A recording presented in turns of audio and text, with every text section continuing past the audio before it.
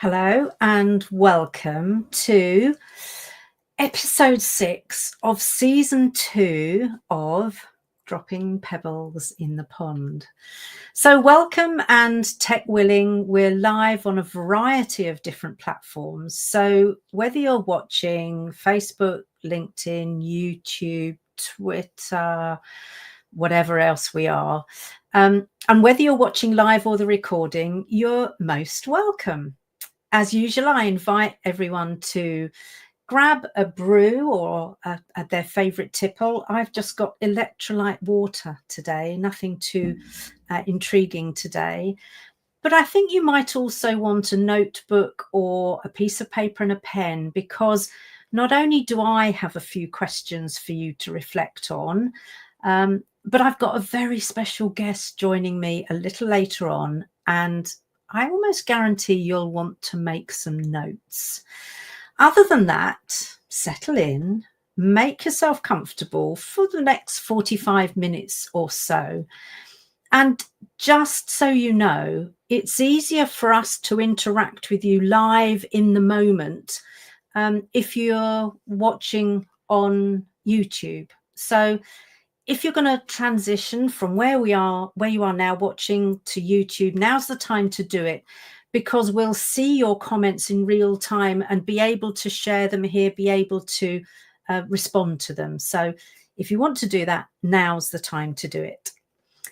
I'm always interested to know where people are joining from. We normally have people from many different countries, a few different continents, about 4 different continents, I think. So as my dear friend Mary Alice Arthur says, wherever your feet are currently hitting the ground, pop it in the chat and let us know.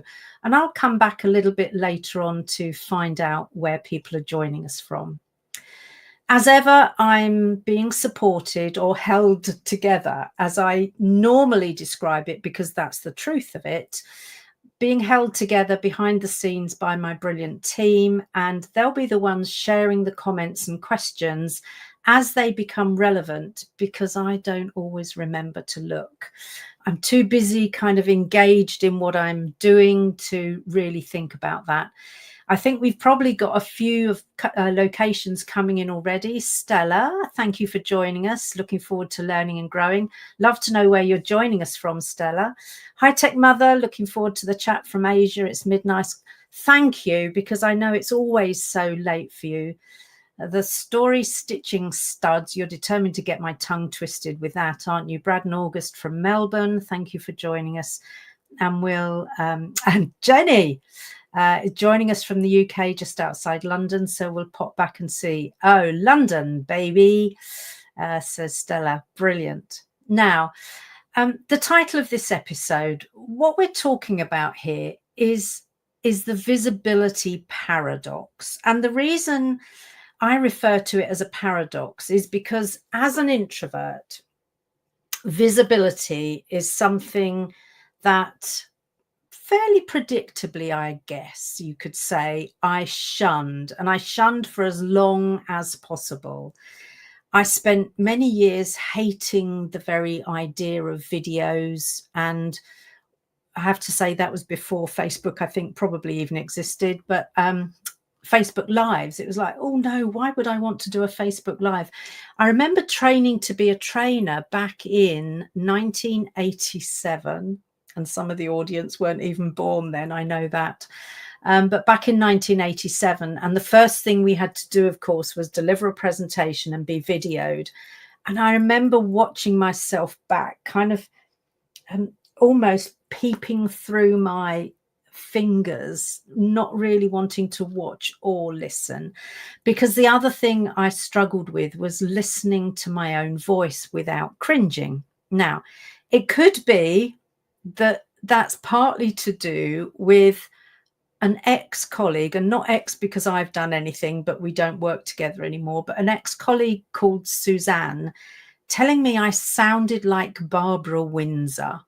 And if you don't know who that is, just search Carry On Films Barbara Windsor and you'll see who she was talking about. But ever since she told me that, I've been kind of mortified, really, thinking about listening.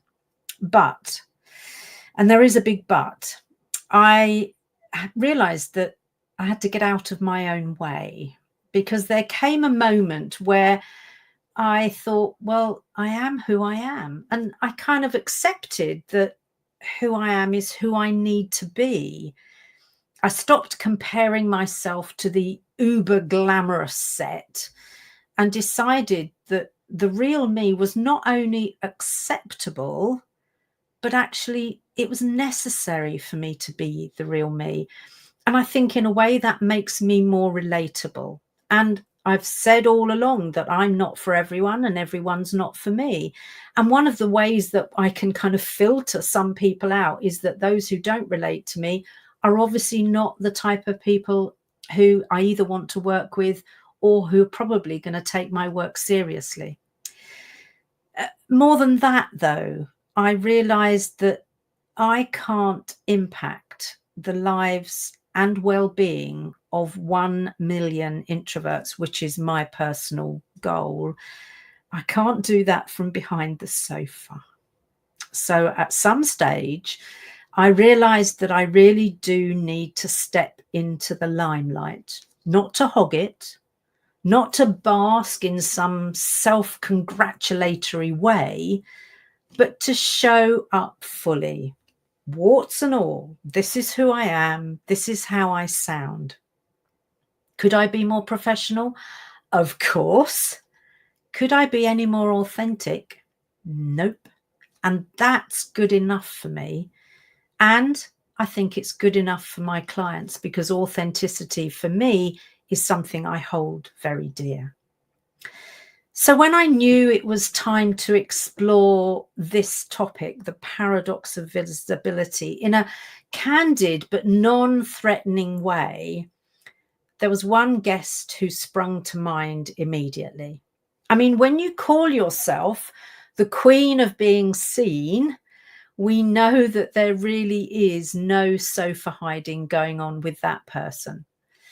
And we'll find out even more when I get talking to my guest, whether it's always been the case that she was the queen of being seen, or whether it was a journey that she was on. I first met today's guest back in 2019 on the day of my TEDx. And my guest, Jenny Kovacs, was there supporting one of her clients who is now a really good friend. Now, Jenny was one of the first visibility specialists in the UK, and she helps individuals and organizations stand out. And one of the things I talk about is the fact that introverts need to stand out for the right reasons, not just for the sake of it. And as I suppose the thing I really kind of stood out for me from what I got from Jenny's website is that amongst the things she helps individuals and organizations with is activating anyone's ability to be brilliant. So what better guest to have talking about the paradox of visibility on today's Dropping Pebbles in the Pond than my guest, Jenny. So Jenny, obviously I've given you a brief intro, but please tell us a little bit more about yourself before I ask you to share the story that led to your nickname. Well, you've said so much. So as you said, I mean, I help people, individuals, and also go into organizations as well and speak on the topic of visibility. And one of the reasons that I do this, I'm passionate about it because a lot of people innately, they are already confident. They just don't know necessarily what to say or the best way to say it. So one of the things that I do want to say is the queen of being seen wasn't what I called myself. It was what clients started calling me. And when they first went, you know, like people say, oh, I'm the queen of tripping over, or I'm the queen of being late. And I was telling them about some clients and some stuff that happened with clients. And one of them said, so you're like the queen of being seen. You should call yourself that. I said, I can't call myself that.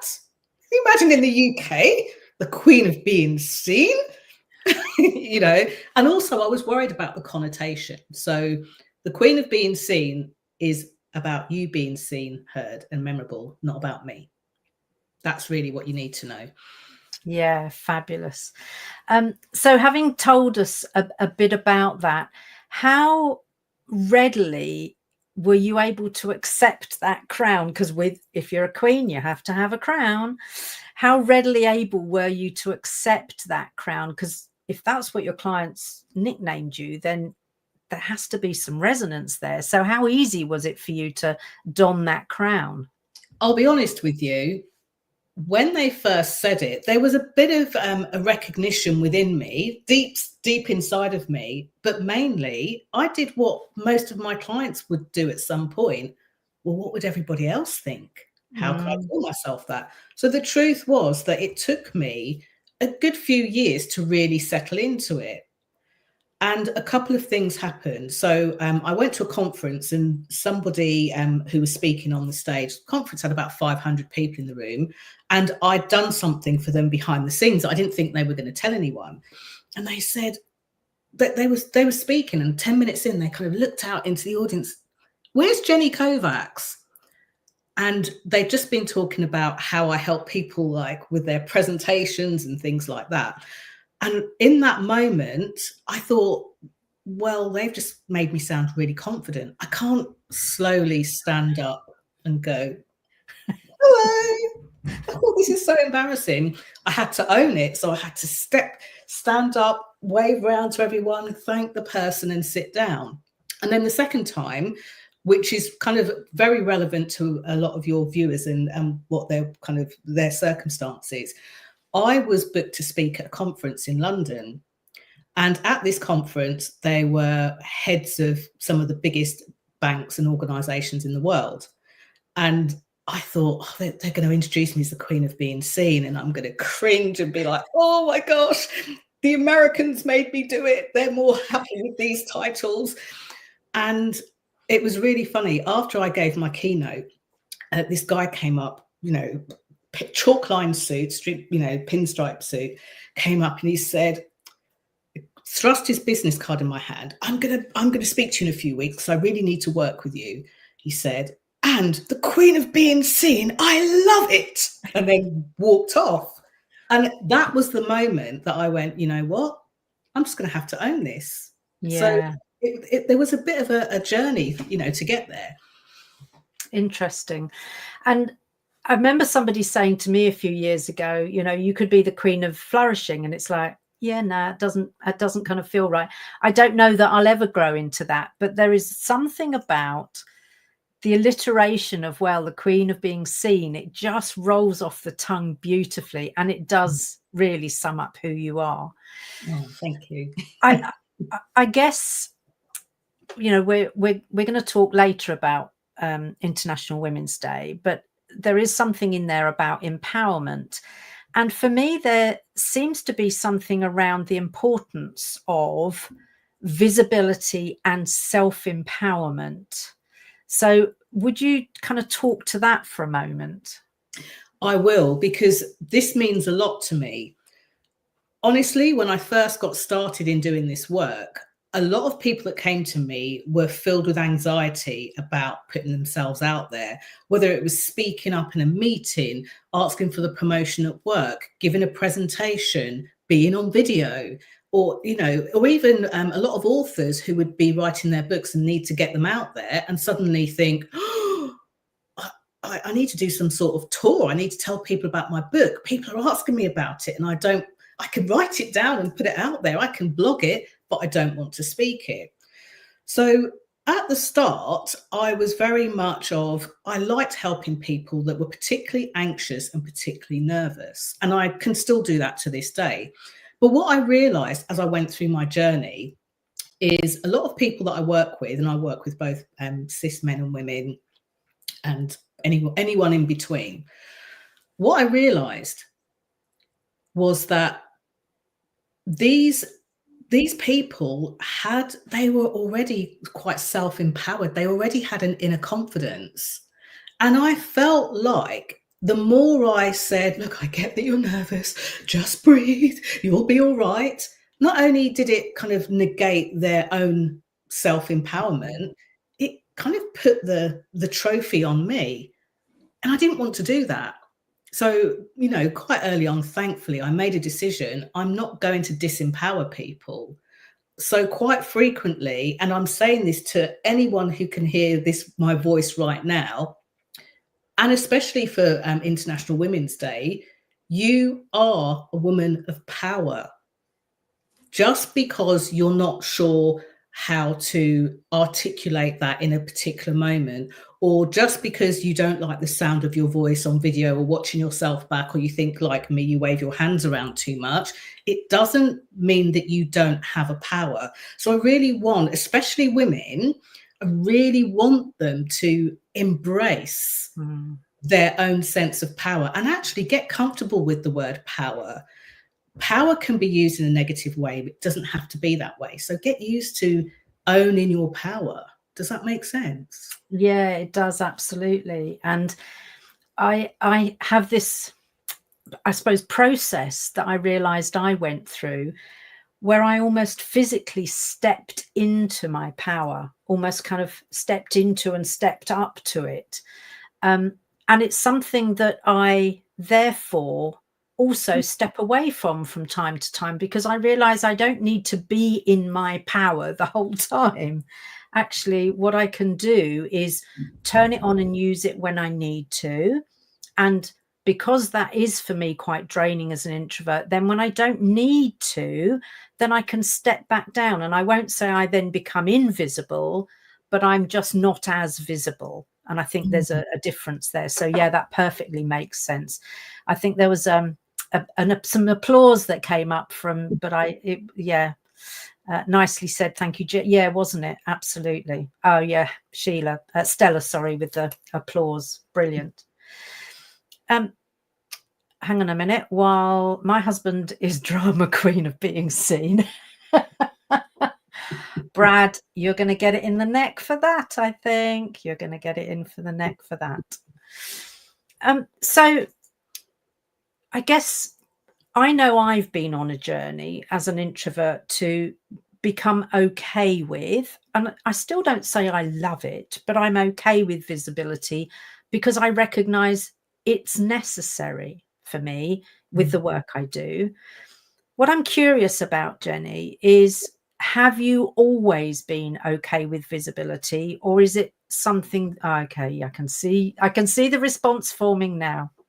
No, like let's not get this twisted. I was always a chatterbox. I think from the moment I could start to speak, I loved to talk to people, which is part of something we may cover later on. Yes. So I love that element of it. But people are often surprised to hear that there were times where I wasn't confident. And there are so many reasons for this. I'm going to share a couple of those reasons because I think they'll resonate with other people. So there are times where, you know, I worked in financial services for many years. It's a very male-dominated industry. I feel like I went through it unscathed, you know, but there were comments that I heard that kind of made you, like, reminded you, you're back in your place. You're a woman, you're not welcome here. You know, there's the fact that for anyone that's watching this, you can see my brown skin. You know, whilst many people in the world are more than happy, you know, to mix with different races and faces and people, some people weren't. So there were times in my life from growing up, and I actually feel like this work feels so purpose driven. I was trained for this in those. There were times where people would kind of very loudly and visibly put me back in my place. And there were times where, and anyone who's been on the receiving end of this will know the micro expression or the little comment that when you mention it to someone and you check it and say, do you think that's what they meant? Could be passed off as, oh, Jenny, it's just banter, or no, I think you took it the wrong way, or oh, you need to grow a thicker skin. So, you know, years ago when I had to give presentations and things, I hated it. Yes, I could speak to my friends, but my lips would shake so much that my throat would shake, that my voice would shake, and I'd sound a bit like this, and it was horrible. And when you feel like that and you're trying to, communicate or articulate, that inner confidence, it doesn't have you feel really any good. So for me, visibility and confidence go hand in hand. And I often say visibility is an inside job. I want whoever I'm working with, whether it's a team, an organization, people, I want them to be able to tap into that inner confidence so that people can feel it on the outside. Does that make sense? So I feel like my life has prepared me for this. There are some similarities clearly in our journeys, in that I know I'm here on this earth to do the work I'm doing now, but it's taken me quite a long time to get here. And so I also talk to people about the fact, if you haven't worked out what your purpose is yet, it doesn't matter. There's time. There is always time. So I think it's important that we recognize that when we do hit that moment of, that's my real purpose, then it's like the world opens up and there's a whole different, it's like we're behind a secret door somehow and now into a kind of different world altogether. You're so right. You find the key of life almost. And you know what? The other thing, and it's almost a spoiler alert for people, but before you think you found your purpose, you feel like the moment you discover it, the clouds will part, the sky, the sun will beam down, you'll become this angelic, brilliant person. You think, once I find my purpose, then everything will be okay. And then when you find it, you're like, that's actually quite obvious. And you just want to get on and do it. The skies don't part and the sun doesn't beam you up. But it's a really nice feeling. You just know it. I want to say it's a feeling. It's innate, isn't it? It is. And one of the things that I recognized with my purpose is that I got the enormity of it. And some of my kind of colleagues and friends were saying, oh, good luck with that then, Jo. Almost like, so don't bother. And it's like, no, actually, I and other people are doing this work, and it's fine. We're not necessarily in competition because there's more than enough for all of us to do. But actually, the more of us who are working on purpose, looking to how we shift the extroversion bias in business, in education, in society, wherever it happens to be, then back to the kind of the self-empowerment thing, the more empowered everyone will feel for the right reasons, actually. And I had to smile thinking about your background, because my background is an engineer in BT at a time when women didn't do that kind of thing. So they glamorously called me the poles and holes girl. Gosh. Which let's not go into that right now, but I'm talking about back in the mid-80s. So the comments were always inappropriate and I was expected to develop a thick skin. I remember in the snow one year being tied to a fence and left there while the other engineers I was working with went off to lunch. And it's like, can you imagine anything happening like that now? And yet at that point, it was like, well, you wanted to be one of the boys, Jo. So, you better figure out how to cope with that. So, yeah, interesting. I resonate with that. And the reason I'm glad you shared that is because I'm going to ask the audience to take a moment to pause. Whilst it might seem like a conversation that Jo and I are having, you've all got those experiences somewhere. And if you look back at those experiences, they're actually sometimes your defining moments. They really are. So, yeah, because I think in that moment, I could have either crumbled or I could have actually not necessarily developed a thick skin, but developed some resilience that enabled me to then step into my power. And that's what actually happened. That's important. And I love it because you can repeat yours. When I left school, I went to catering college and I worked in a really lovely, very posh hotel, which became my finishing school. But for a stint of that, I worked in the kitchens with chefs, And I honestly, even for context, I wouldn't even bother to repeat some of the things that were said to me in the kitchen. We'd be taken off air, Yeah. and it was, well, you're with the boys, so, you've got to become one of us. Yeah, exactly. So, and that's why we still need International Women's Day. Even now, you'd think we'd made progress, but we haven't made that much. What I am keen to explore with you is the difference you notice in people when they finally get to be visible and to at least be confident in their visibility and comfortable with it, even if not yet kind of fully out there. What difference do you notice in your clients when they get to that point? It's interesting. One of the things I have noticed over the years is that for some people, it's very quick. In fact, for all of them, it's very quick, but it's like the gift that keeps on giving. Our ability to have that inner confidence and be visible means we can change lots of things. And I think back to one of my very, very early clients, Kate, who I'm allowed to mention. She was a fitness person. She was really amazing. And she wanted to help other people with their health and well-being.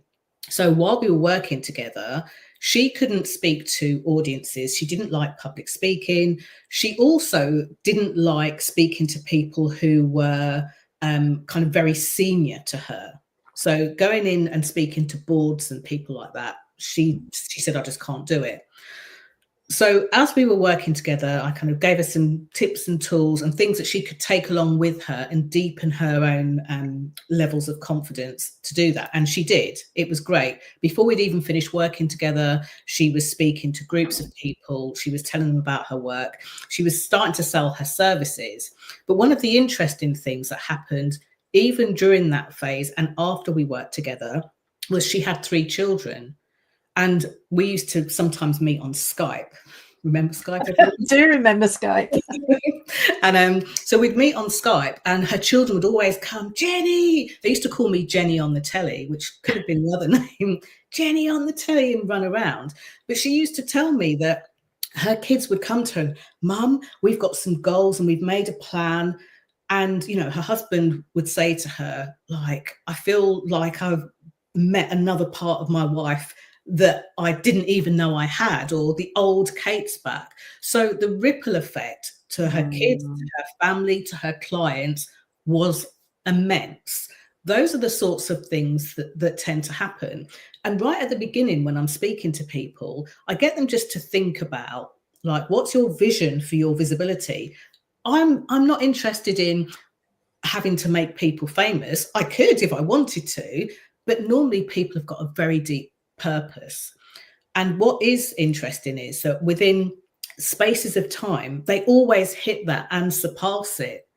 And the other thing that has been said of me, one of my clients said, I think you're a witch. She said, when you were talking about A, B, and C, there was just like, no way. I knew, no way. I was happy with it, but there's no way I could do it. And now look at this, So I just, it's so rewarding. It's so rewarding. And I can tell it moves me. People won't know when I'm reading their emails and they're telling me their updates. I cry like a baby, Yeah. It really moves me. It's liberating. It's freeing. You can go out in the world and do your thing. Yeah. That's fabulous. And there's again something you talked about, for some people it's very quick. And I was working with a client this week and they were talking about how they fear being judged by their colleagues at more senior levels. And for me, that obviously smacks a bit of lack of psychological safety in the first place. But actually, if they had that ability to be seen and heard for the right reasons, so to be visible, but also to articulate their thoughts, then that would almost disappear. But it takes a bit of a while. I know you had some books that you sort of recommend, because we're going to give you time obviously later to talk about how people can get hold of you, but I'm keen to know what resources you would absolutely recommend to people. So I'm going to recommend these resources, and there's a reason for this. Let me talk about the method to why I'm doing this. I know that if you're watching this and you're partially introverted, ambiverted maybe, or deeply introverted, you like to spend time and space likely journaling, likely reading, likely having your own space. So especially for you, I'm going to recommend some books. So book number one, or let me put that way. Yeah. Book number one, Strengths Finder by Tom Raith. Now, this isn't really a book. It's you've got a little survey questionnaire that you do. So you buy the book. Make sure that if you buy this book that you buy it brand new. Buy the book, do the test, and this helps you find your strengths.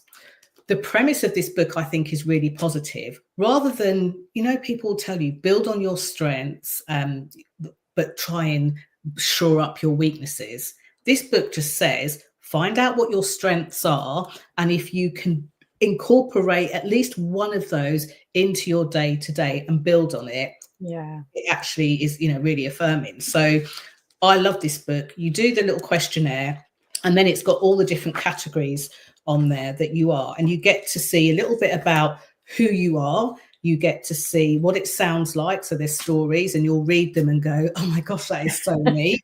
And it also gives you some little self-coaching tips. But this is backed by a lot of research by Tom and his grandfather, I believe, and done through Gallup. So it's pretty sturdy stuff, and it's great whether you're employed or self-employed as well. Yeah, perfect. Yeah. I know we've had some comments, so let's see whether we've got comments that we can either respond to, because it might be questions or it might be just comments. Hi Tech Mother, I've been told all my life, woman, sit down, but thanks to my best friend, I found ways to speak up, and we're so pleased that not only did you speak up, but that you continue to speak up. So I personally thank you for that. Support makes a difference in building confidence. Yes, it does. Absolutely. Thank you. Oh, that one was too quick. Yeah, there we are. Naysayers often project their own insecurities and gaslight us, don't they? Just been there, dealt with that. Introverts don't need that shit. It's exhausting. Yeah, absolutely it is. And the gaslighting is sometimes comes in the form of self-gaslighting as well, I've noticed. Story stitching studs, you are going to get me tongue twisted over that, aren't you? Sigh, I hear you. Wish it were not that way. To learn life lessons through or find strength. Yeah, Brad, we're with you. And Skype is officially dying. That's how I got called High Tech Mother. I didn't even know it still existed, to be honest. But I do remember saying a little while ago that, can you imagine if the pandemic had happened when we only had Skype? At least we had so many more resources once we went into lockdown, so businesses could continue in some way. Yeah. Well, I cried a few moments before. We'll share later. Okay, as you shared your stories. Yeah, please do share later.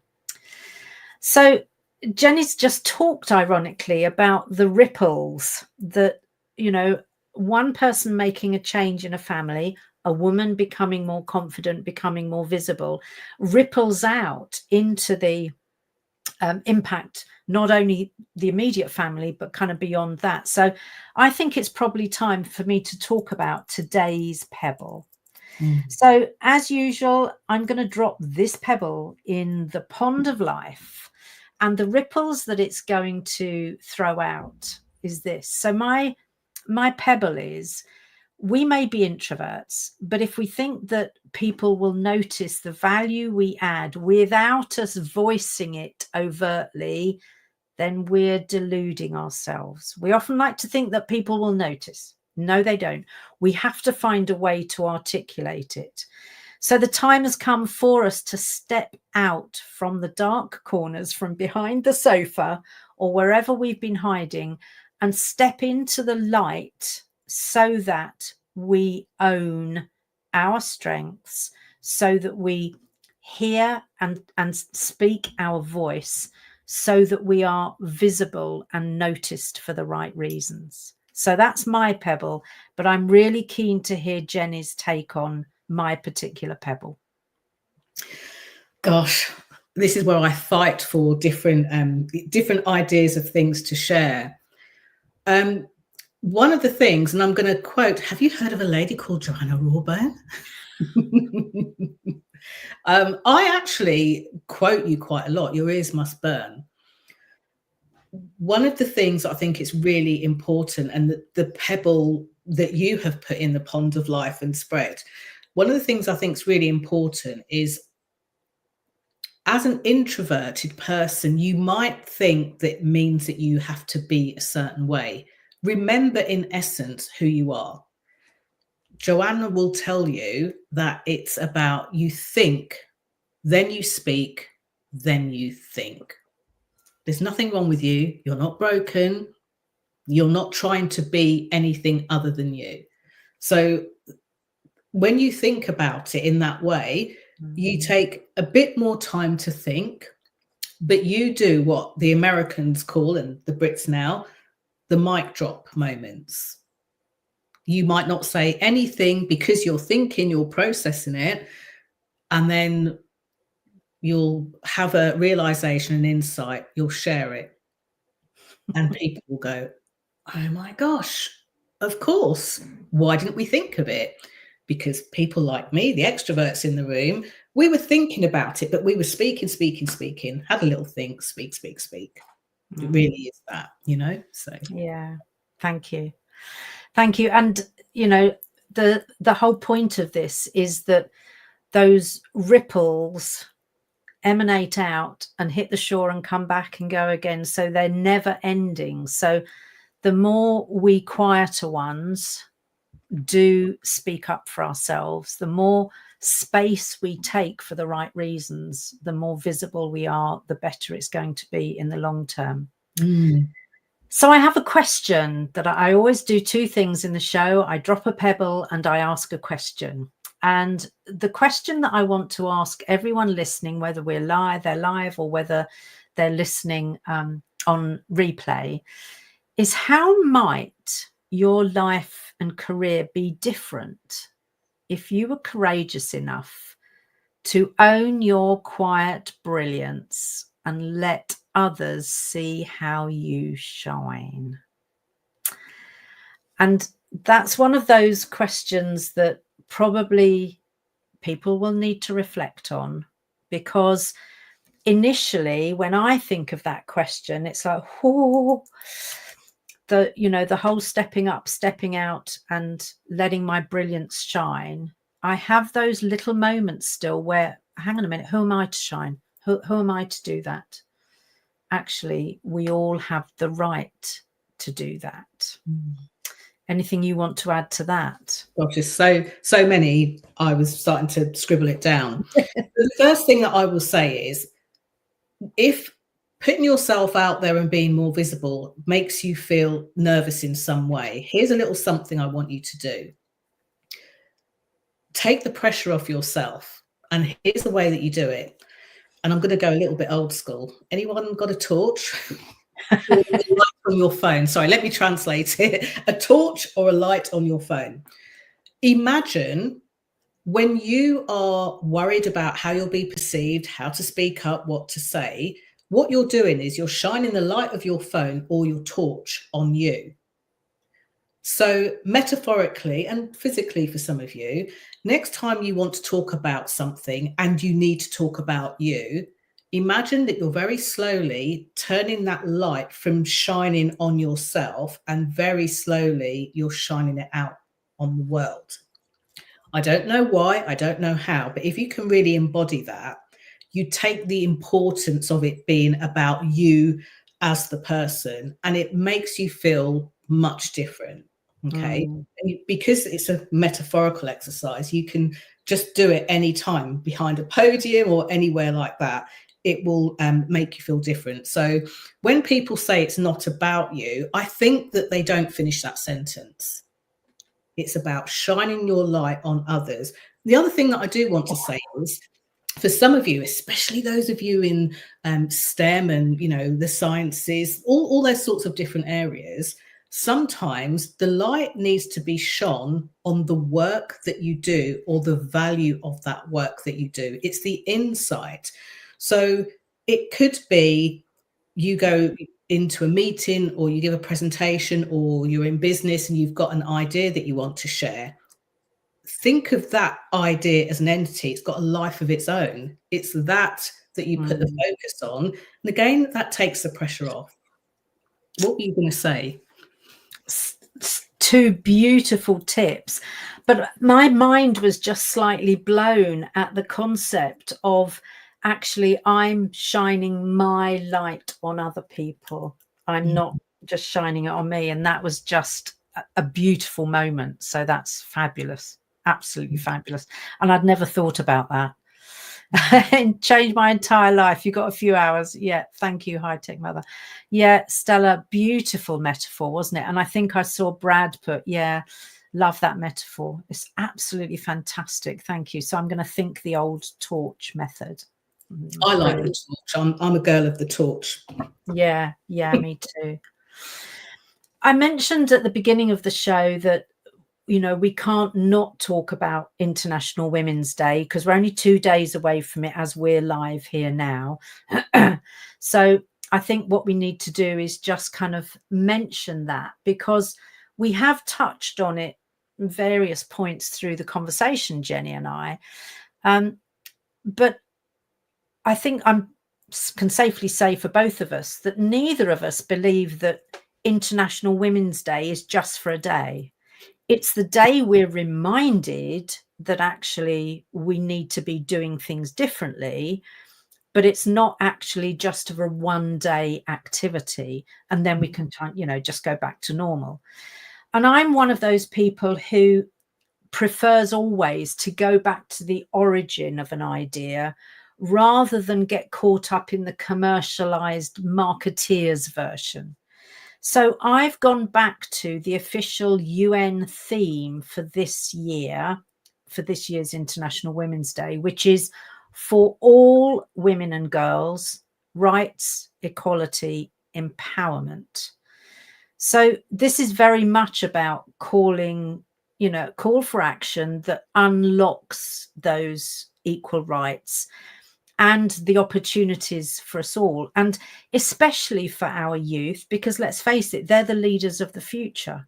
Yes, we need to be thinking about the women leaders that we have now, but actually let's think about the generations coming through and how we can encourage them to be self-empowered, because I don't think that we have to sit back and wait for someone to empower us. If we're sitting back and going, come on then, I'm waiting, someone empower me, come on, empower me, then I think nothing much is going to happen. I think what we have to do is either meet them halfway or do the work for ourselves, because for the UN this year, what they're talking about is the fact we leave no one behind.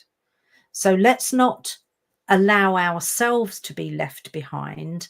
Let's make sure that what we're doing is that we are empowering ourselves, which means having, I guess, the belief that we all have the right, as in my case, a woman, as in the case of my granddaughter's girls, to be seen and heard, because that's a gift that's often given to men and boys, but in many societies around the world, denied to girls and women, and in industry still denied to girls and women. So what we're talking about here is rights, equality, empowerment. So I'd love to know, Jenny, what you think each of us could do to unlock our rights so that there is equity of opportunity, for instance. So for anyone that's watching this and feels, well, Jenny, I'm confident already, I have power, I say go you, and I mean that.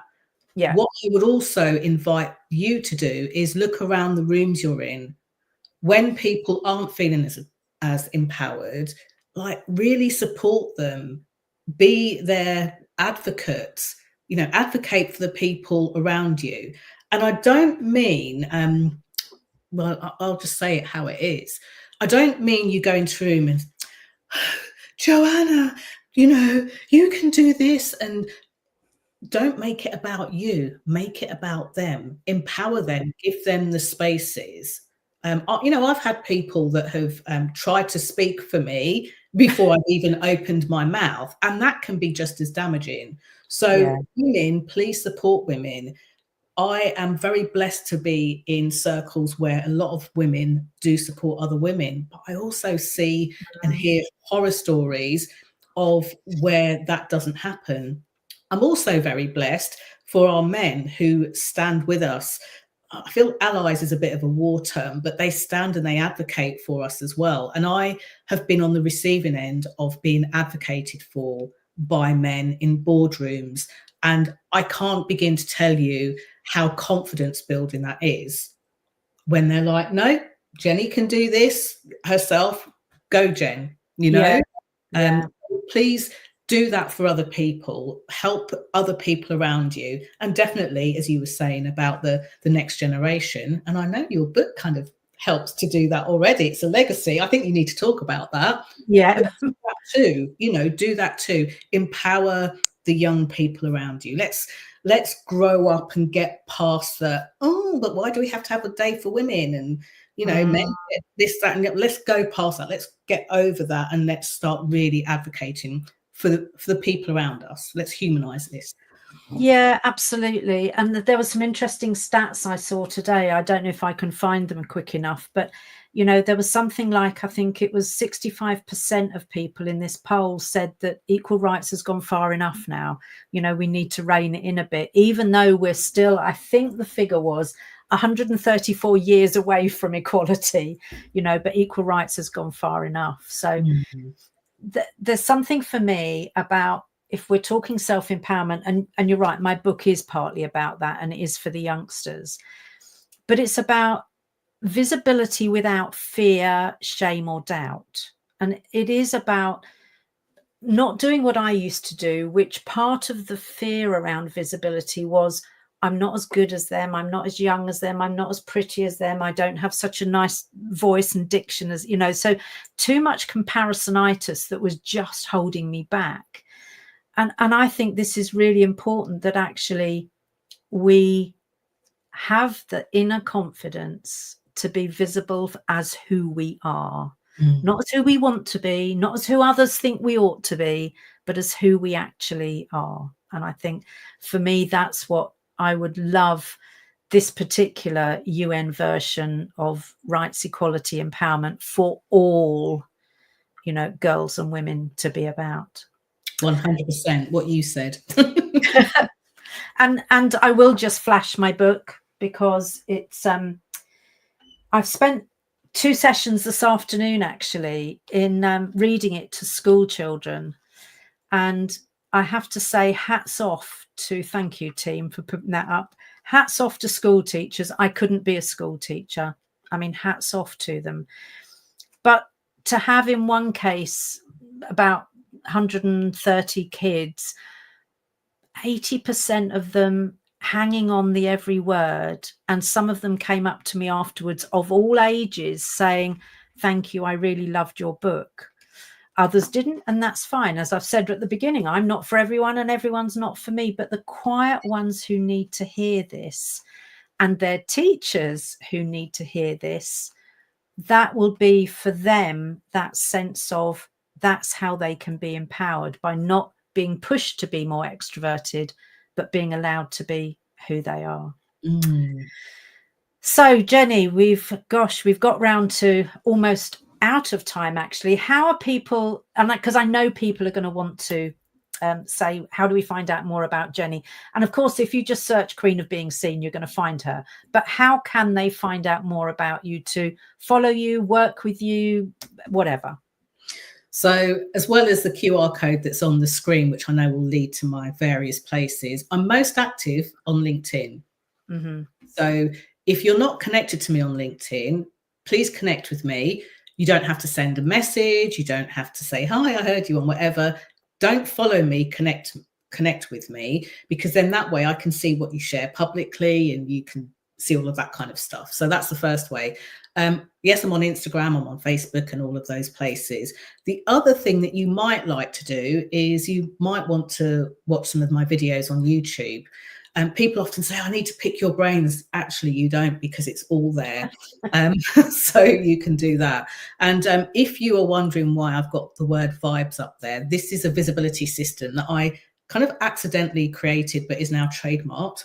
Believe it or not, 15 years on, is now trademarked, and it goes through the key pillars of being visible as well. So if you want to get hold of that, look me up on LinkedIn, and you'll see a link in my bio that you can get hold of that.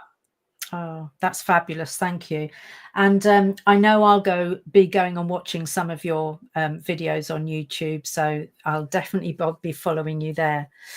So that brings us to the end of this particular show, and I've loved my conversation with you, Jenny, exploring the paradox, I suppose, of visibility for we introverts. And what I've decided actually is that the paradox is a kind of self-made construct, and therefore it can be dismantled over time with intention. You know, we don't have to be stuck in that. We can actually move on from it. And I think that's certainly what I chose to do, what I needed to do, and what I'm very happy that I did. And I want to support and reinforce something you said, which is about so much of this is an inside job. And it really is, isn't it? You know, the more we do to help ourselves, the more powerful we can become, and the more comfortable with our own power, which is, again, something that you said earlier. So thank you, Jenny. Anything finally you'd like to say? And then I'll check with the team to see if there are any final questions or comments. Yeah, I just want to say something that I really believe in my bones is that your voice matters wherever you are.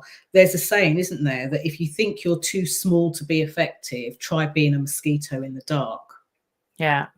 So brilliant. Go out there, be seen, be heard, and be completely authentically visible. Fabulous. Well, we have got some comments. Let's stay and let's put those comments up now. And if there's questions, we can answer them. And don't run off afterwards, Jenny. You'll know that. Yeah. Stella saying, yeah, it's like getting out of your own way. And how much of life do we spend in our own way? So, yeah, I really, really agree with that. Story stitching studs, you guys. We need it more than we ever did. Yeah, absolutely. Today our women are under unprecedented attack. Every man and women need to stand together for gender equality a single day. Yeah, every single day, as you said.